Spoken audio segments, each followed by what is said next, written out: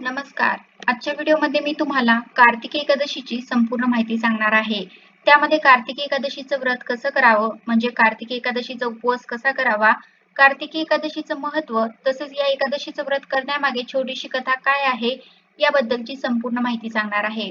पण त्याआधी तुम्ही चॅनलवरती नवीन असाल तर चॅनलला लाईक करा आणि सबस्क्राईब देखील करा.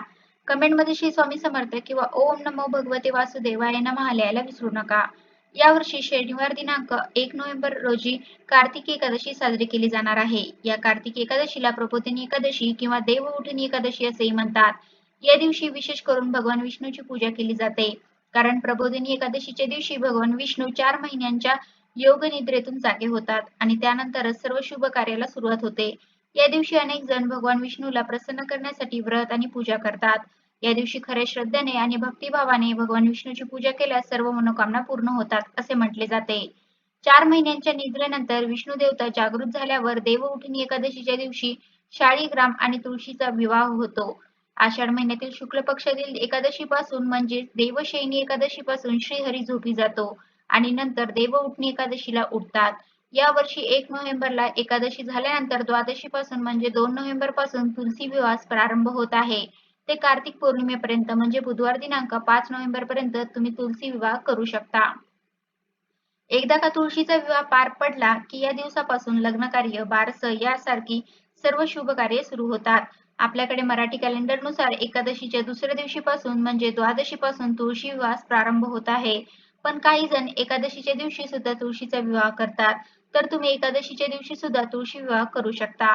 कार्तिकी एकादशीपासून ते कार्तिकी पौर्णिमेपर्यंत तुम्हाला या दिवसांमध्ये जेव्हा जमेल तेव्हा तुम्ही तुळशीचा विवाह करू शकता. देवउठणी एकादशीची पूजा कशी करावी? तर या दिवशी सकाळी लवकर उठून स्वच्छ स्नान करावे. स्वच्छ कपडे परिधान करून सूर्यदेवाला अर्घ्य अर्पण करावे. त्यानंतर घरातील सर्व देवी देवतांची अगदी मनोभावे पूजा करावी. तसेच या दिवशी भगवान विष्णूंना पिवळी फुलं, चंदन, तुळस अर्पण करावी. धूप दीप लावून त्यांची आरती करावी. कारण या दिवशी भगवान विष्णू 4 महिन्यांच्या निद्रेतून जागे होतात. त्यामुळे या दिवशी मनोभावे विधिवत आपल्याला श्रीकृष्णाची किंवा त्यांच्या रूपातल्या बाळकृष्णाची पूजा करायची आहे. पूजा पूर्ण झाल्यावर ओम नमो भगवते वासुदेवाय नमः या मंत्राचा जप करावा. तसेच तुम्ही विष्णूच्या कुठल्याही स्तोत्राचे पठण करू शकता. जसं की विष्णू सहस्रनाम किंवा विष्णूचा मंत्र देखील म्हणू शकता. त्यानंतर सर्वात शेवटी भगवान विष्णूंना नैवेद्य अर्पण करावा आणि सर्वात शेवटी मनोभावे नमस्कार करावा. तसेच पंढरीच्या विठुरायाचे स्मरण करण्याचा आणि त्याच्या नावाचे उपवास करण्याचा हाच तो दिवस. तर एकादशीचा उपवास घरातील सर्व सदस्यांनी करावा असं काहीच नाही. घरातील कोणी एका व्यक्तीने केला तरीही चालतो. हा उपवास दिवसभर करावा.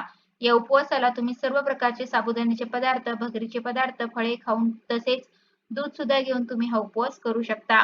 म्हणजे या उपवासाला फलाहार आणि दूध सुद्धा तुम्ही घेऊ शकता.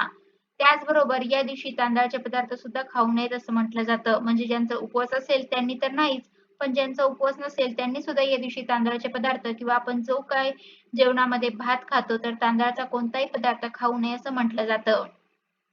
त्यामुळे शक्यतो या दिवशी तांदळाचे सेवन करू नका. त्याचबरोबर अनेक जण कांदा लसूण सुद्धा या दिवशी खात नाहीत. तुमच्याकडे जी पद्धत आहे त्यानुसार तुम्ही करू शकता. या दिवशी मांसाहार मात्र चुकूनही करू नका. उपवास असेल किंवा नसेल मात्र या दिवशी तुम्ही शक्यतो सात्विकच अन्न खा. तसेच एकादशीच्या पवित्र दिवशी आपल्या घरातील वातावरण सुद्धा चांगलं असावं. कोणी एकमेकांशी वादविवाद करू नयेत, अपशब्द खोटे बोलू नयेत, शिव्या शाप देऊ नये. उलट घरामध्ये जास्तीत जास्त आनंदमय आणि प्रसन्न वातावरण ठेवण्याचा प्रयत्न करावा.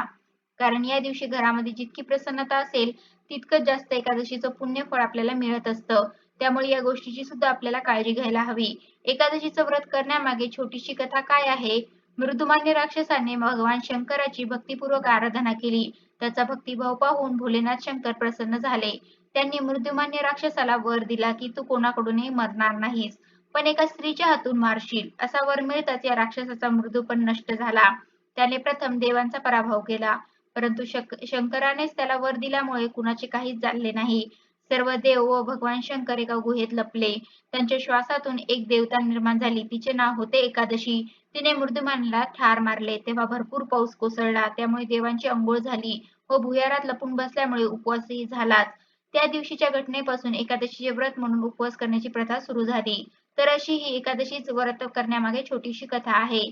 तर अशा प्रकारच्या व्हिडिओमध्ये मी तुम्हाला कार्तिक एकादशीचं व्रत कसं करावं, म्हणजे कार्तिकी एकादशीचा उपवास कसा करावा कार्तिकी एकादशीचं महत्त्व तसेच या एकादशीचं व्रत करण्यामागे छोटीशी कथा काय आहे याबद्दलची संपूर्ण माहिती सांगण्याचा प्रयत्न केला आहे.